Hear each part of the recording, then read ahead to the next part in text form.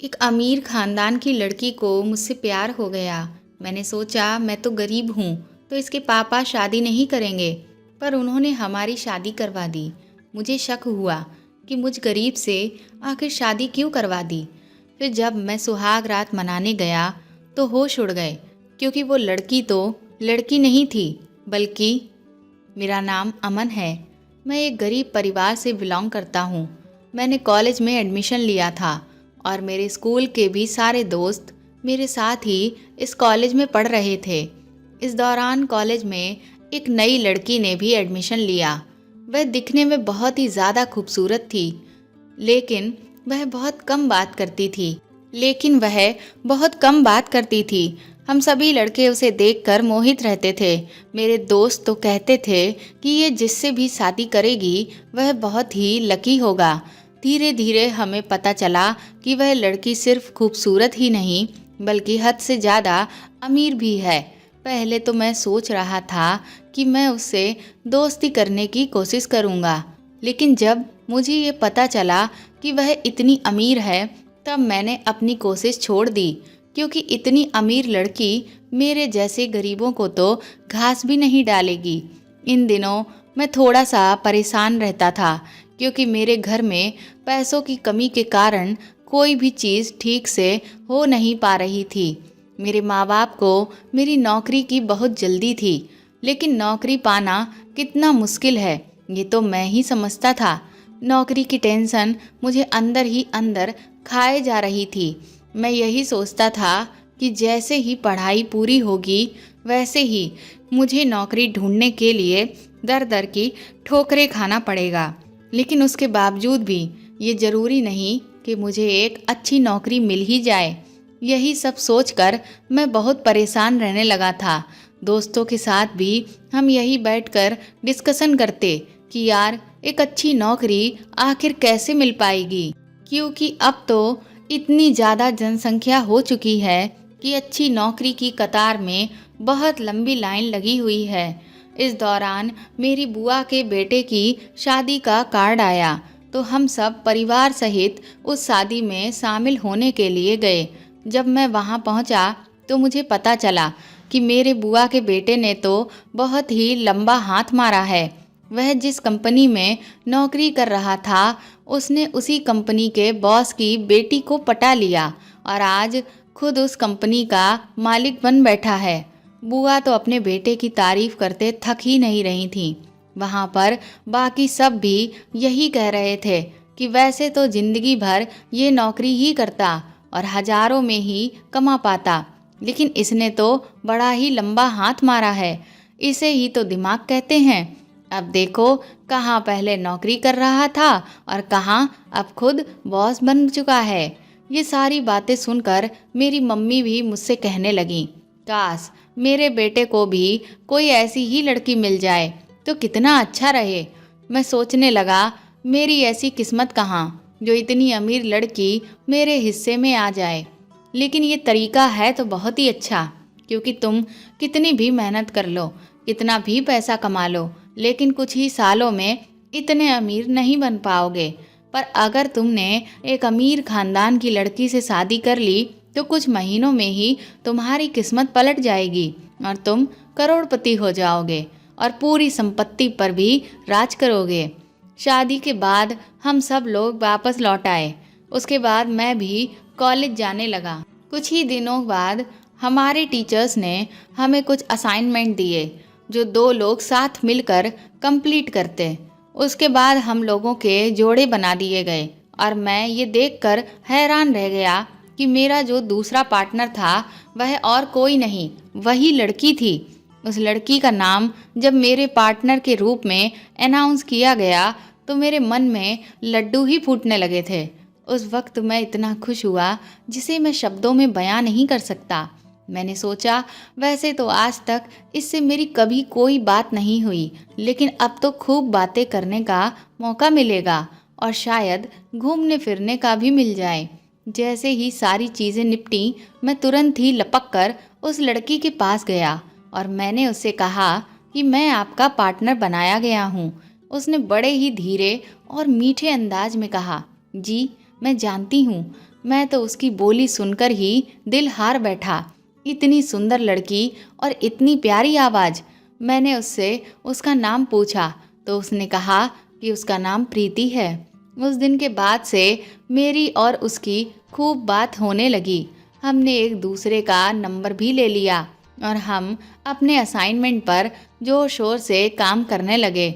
Assignment के लिए कई बार हमें साथ में मार्केट भी जाना पड़ता। इस बहाने से मैं उसे चाय कॉफ़ी के लिए भी ले जाने लगा। मेरे बहुत से दोस्त मुझसे अब जलन खाने लगे थे, क्योंकि इतनी खूबसूरत और अमीर लड़की अब मेरे साथ घूम फिर रही थी और मेरी दोस्त बन चुकी थी। एक दिन प्रीति ने कहा कि कल मेरा बर्थडे है, इसलिए तुम्हें घर पर ज़रूर आना है। मैंने कहा कि मुझे तो तुम्हारा एड्रेस पता ही नहीं। तो उसने कहा कोई बात नहीं, मैं तो तुम्हारा घर जानती हूँ, तो मैं तुम्हारे घर पर अपनी गाड़ी भिजवा दूंगी, तुम आराम से बैठकर आ जाना। ये सुनकर मैं बहुत खुश हो गया। अगले दिन हमारे घर के बाहर एक लंबी सी गाड़ी खड़ी हुई थी, जिसे देखकर मेरे आसपास के मोहल्ले वाले बहुत ही हैरान थे और मैं बहुत ही प्राउड फील कर रहा था। मेरे घर वाले भी बहुत खुश थे कि मैंने इतनी अमीर लड़की से दोस्ती कर रखी है। जब मैं उसकी गाड़ी में बैठकर उसके घर गया तो वह घर नहीं, एक बंगला था। उसे देखकर ही मेरी आंखें चौंधिया गईं। उसके यहाँ की हर चीज़ बहुत ही शानदार थी। उसकी पार्टी में ऐसी कोई भी चीज़ नहीं थी जो शामिल ना हो। अगले दिन जाकर मैंने अपने दोस्तों को पार्टी की तस्वीरें दिखाईं और सब कुछ बताया कि कैसे प्रीति ने मेरे लिए गाड़ी भिजवाई और वहाँ पर हमने क्या क्या खाया पिया। ये सुनकर मेरे दोस्त बुरी तरह से जल भुन गए।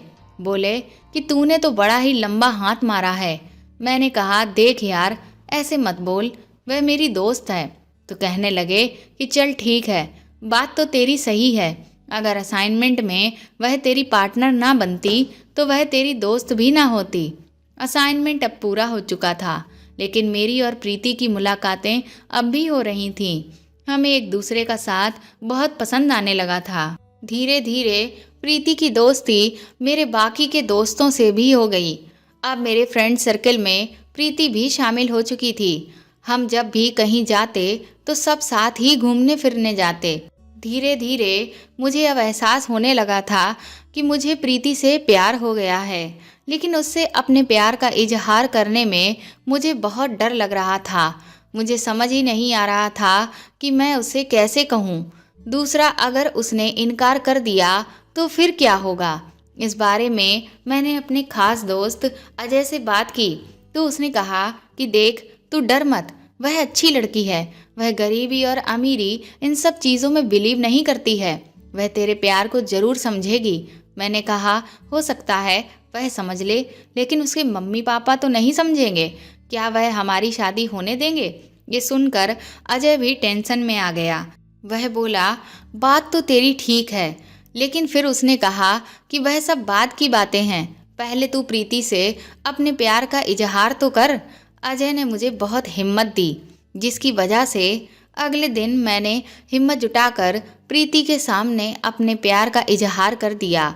मुझे लगा कि शायद अब प्रीति मुझे छोड़कर चली जाएगी, लेकिन ऐसा कुछ भी नहीं हुआ। प्रीति ने भी मेरे प्यार को खुशी खुशी एक्सेप्ट कर लिया। ये देखकर मैं फूला नहीं समा रहा था। मैंने प्रीति से कहा कि मैं तुमसे जल्द से जल्द शादी करना चाहता हूँ। उसने कहा वह भी ऐसा ही चाहती है, लेकिन उससे पहले मैं तुम्हें कुछ बताऊंगी। मैंने कहा वह सब बातें तुम बाद में करना, लेकिन पहले अपने मम्मी पापा से बात करो। कुछ ही दिनों में मैं अपने माँ बाप को लेकर प्रीति के घर गया। मैंने अपने माँ बाप को पहले ही कह रखा था कि प्रीति के पापा का इनकार सुनने के लिए आप तैयार रहना, क्योंकि हम जैसे गरीबों के यहाँ वह अपनी बेटी को बहू बना कर नहीं भेजेंगे। लेकिन आप फिक्र मत करिए, वह इनकार कर भी देंगे तो भी प्रीति मुझसे ही शादी करेगी। ये बातचीत तो हम लोग सिर्फ फॉर्मेलिटी के लिए करने जा रहे हैं। जब हम वहाँ पहुँचे और मैंने प्रीति का हाथ मांगा तो प्रीति के पापा ने एक बार में ही हाँ कर दी। ये देखकर मैं और मेरे माँ बाप बहुत हैरान हुए। सारी चीज़ें तय हो गईं। प्रीति के पापा ने कहा कि शादी के बाद मैं उनकी ही कंपनी में मैनेजर की पोस्ट पर काम करूंगा। ये सुनकर मैं बहुत ज़्यादा खुश हो गया। अब मेरे माँ बाप भी बिल्कुल निश्चिंत हो गए थे और मुझ पर बहुत गर्व कर रहे थे कि मैंने भी अपना फ्यूचर अच्छे से सेट कर लिया। पर न जाने क्यों मेरे मन में अब शक पैदा होने लगा था।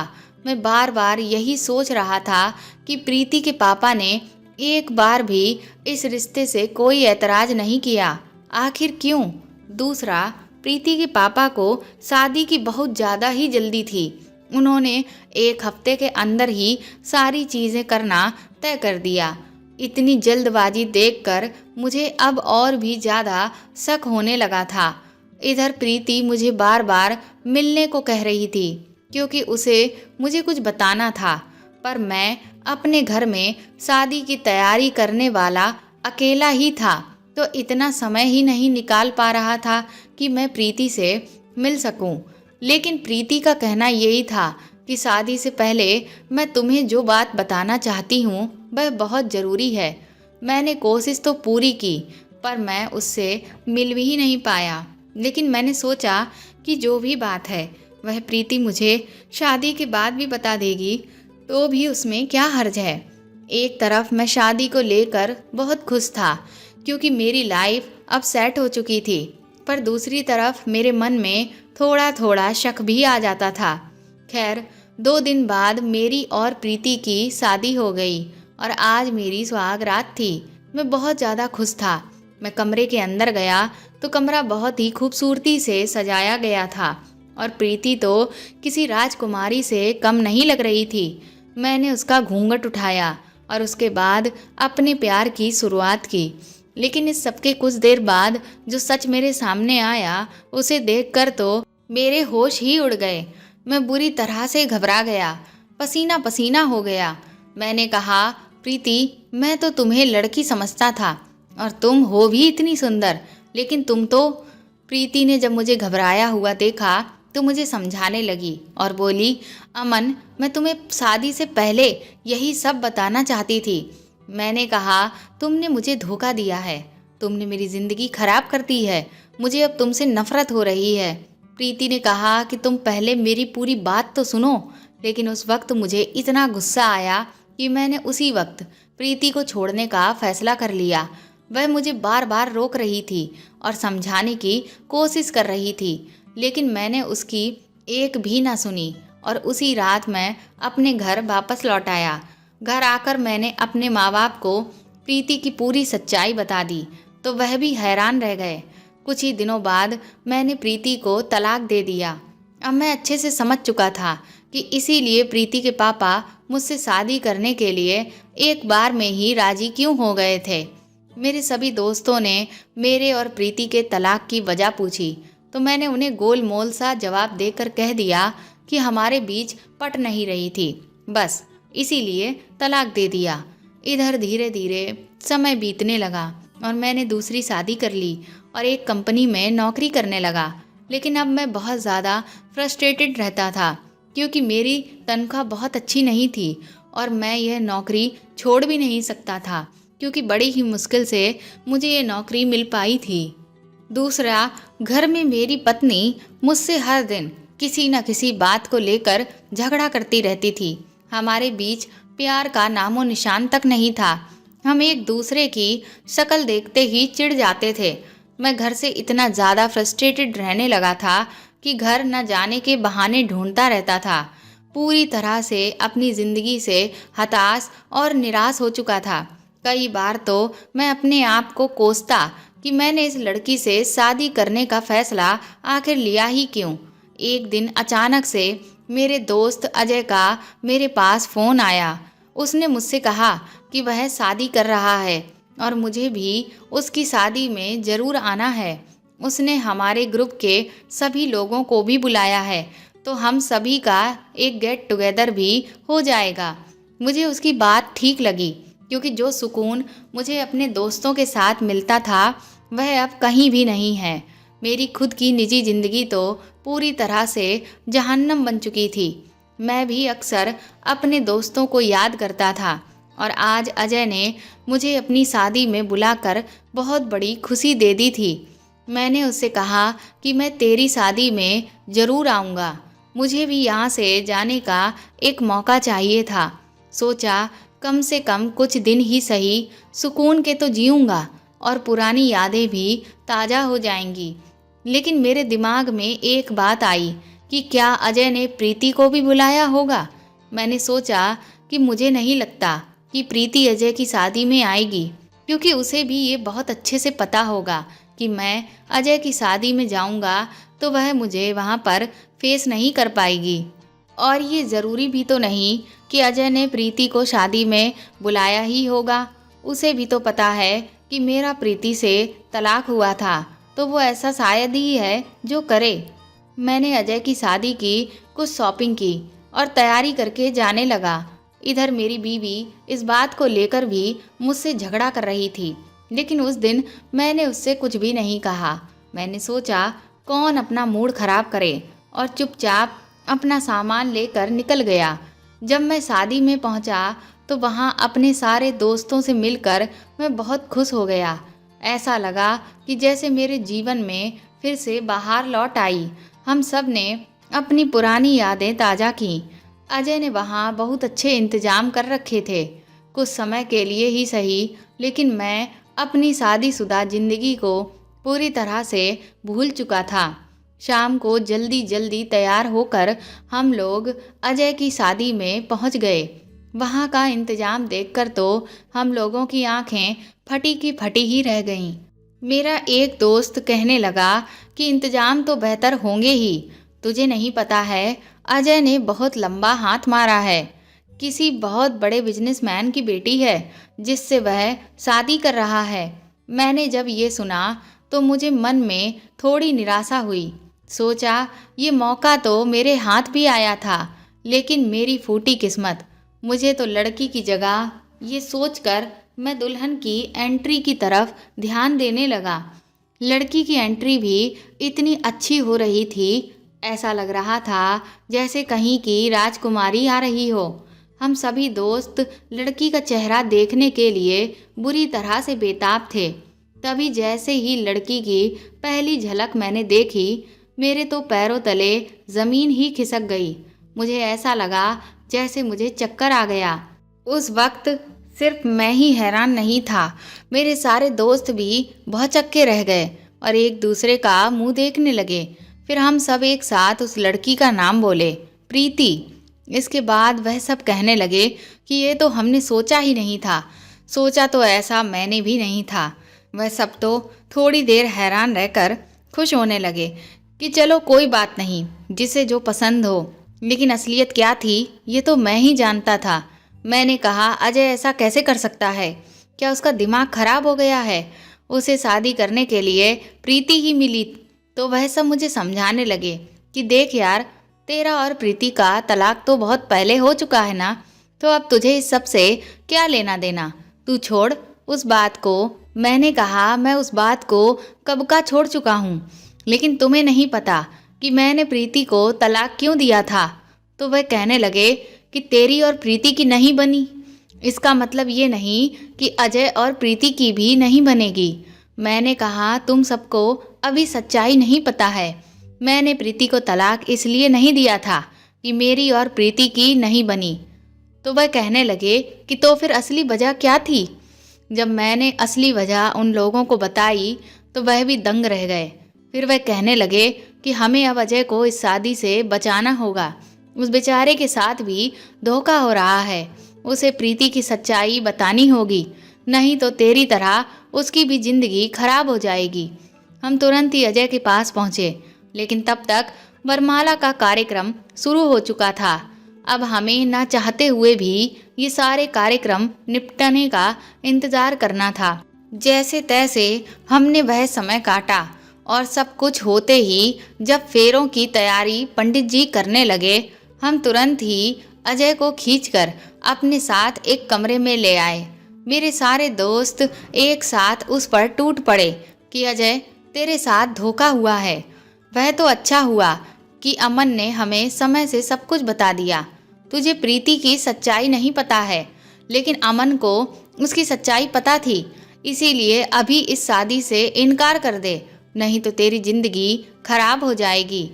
अजय बोला, सच्चाई? कौन सी सच्चाई? तो मैंने कहा, अजय, प्रीति एक लड़की नहीं है, बल्कि वह एक किन्नर है। मुझे पता था कि अजय जब मेरी ये बात सुनेगा तो उसके पैरों तले जमीन खिसक जाएगी, पर उल्टा जब मैंने उससे ये बात कही तो वह मेरी तरफ मुस्कुरा कर देखने लगा और बोला, तुझे ये किसने कहा? मैंने कहा, मुझे माफ़ कर दे मेरे दोस्त, मैंने तुम लोगों से प्रीति से तलाक लेने की वजह झूठ बताई थी। दरअसल मैंने उसे इसीलिए तलाक दिया था क्योंकि मुझे सुहाग रात वाले दिन पता चला कि वह एक किन्नर है। लेकिन तू खुशनसीब है, तुझे ये मौका शादी से पहले ही मिल रहा है, इसीलिए अभी के अभी चल और इस शादी से इनकार कर दे। मैं उसका हाथ पकड़कर ले जाने लगा तो उसने मुझसे अपना हाथ छुड़ा लिया।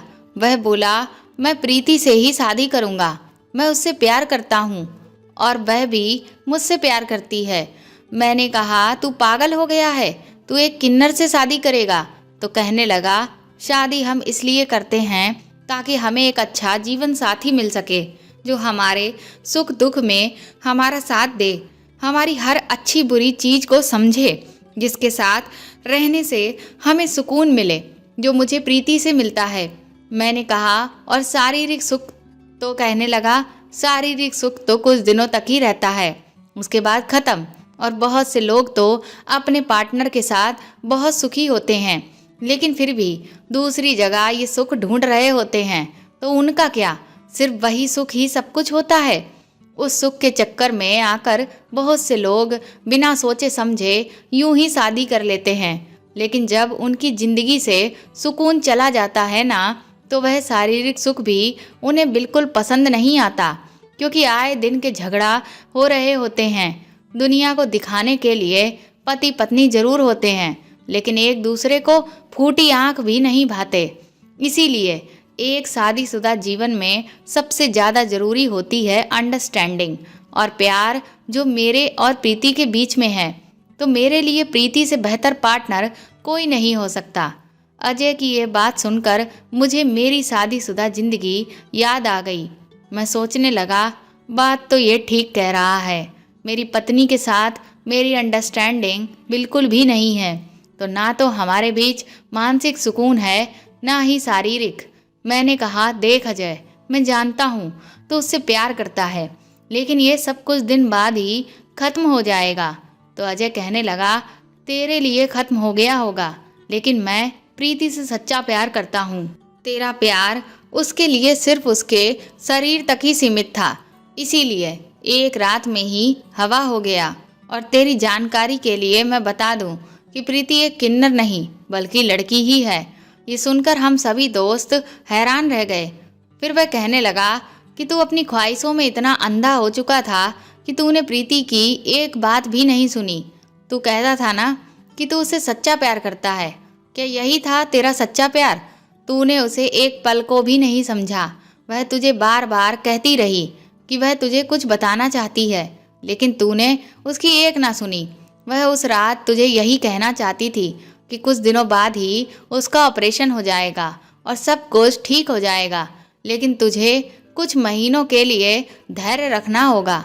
लेकिन तू तो अपने आगे किसी की सुनना ही नहीं चाहता था। तूने उसे इतना ज़्यादा हर्ट किया कि फिर उसने दोबारा तुझे कुछ भी कहने की हिम्मत ही नहीं जुटाई, क्योंकि असलियत यही थी, तू उससे नहीं उसके शरीर और पैसे से प्यार करता था। तू तो उसे छोड़कर चला गया था।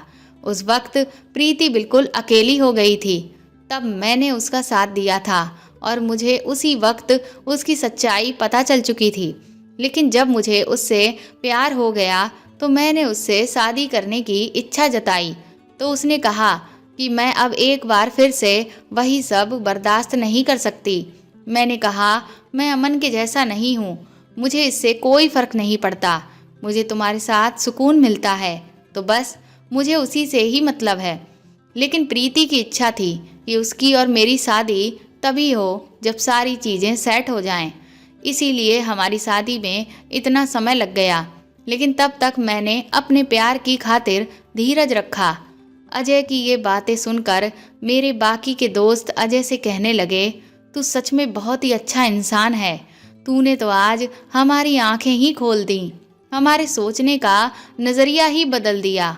कमियां तो हर इंसान में होती हैं, हम सब में भी तो न जाने कितनी कमियां हैं, लेकिन क्या इसका मतलब ये है कि कोई हमें अपनाएगा ही नहीं। सच्चा प्यार बहुत ही नसीबों से मिलता है, जिसे किसी भी हाल में छोड़ना नहीं चाहिए। मैं अजय का मुंह देखता ही रह गया। उसके बाद अजय और प्रीति की धूमधाम से शादी हो गई और प्रीति अजय के साथ खुशी खुशी विदा हो गई और मैं एक कोने में खड़ा अपने आप को कोस रहा था, क्योंकि मेरे जीवन में सच्चा प्यार आया, पर मैंने अपनी घटिया सोच की वजह से उसे खो दिया और आज अपना जीवन खुद ही नरक बना लिया। दोस्तों, सच्चा प्यार इंसान के व्यवहार और उसकी आत्मा से होता है, ना कि शरीर से। शारीरिक सुख हमें कुछ पलों के लिए खुशी दे सकता है, लेकिन जो खुशी ऐसे पार्टनर से मिलती है जो हमारी भावनाओं को समझे, वह जिंदगी भर हमें खुशहाल रखती है। तो दोस्तों, आपको ये कहानी कैसी लगी हमें कमेंट करके ज़रूर बताएं और प्लीज़ इस कहानी को ज़्यादा से ज़्यादा शेयर करके मेरे चैनल को सपोर्ट करें। साथ ही अगर आप चाहें तो मुझे सुपर थैंक्स भी दे सकते हैं। अगर आप मेरे चैनल पर नए हैं तो सब्सक्राइब करके बेल आइकन ज़रूर दबा दें, ताकि आगे भी मैं आपको ऐसी ही कहानियाँ सुनाती रहूँ। Thank you.